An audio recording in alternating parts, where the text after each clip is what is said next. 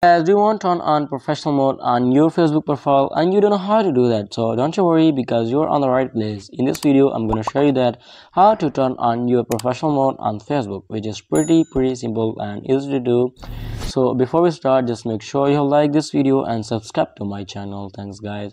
So let's get started. And first of all, just simply open up your Facebook app and then come to your profile section and then tap on these three dots near your edit profile option. Just simply tap on the three dots, and here you can find the option of turn on professional mode on the very bottom.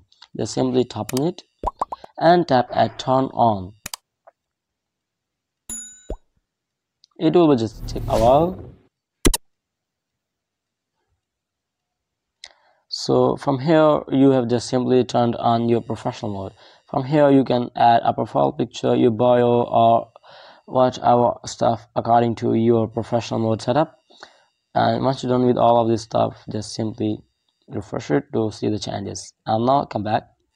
So that's how you can easily turn on your professional mode on Facebook. So I hope it helps you guys, and if you have any question about the tutorial, just leave me in the comment section below and I'll be catching my next video. Thanks guys, and if you don't, just like and subscribe to my channel.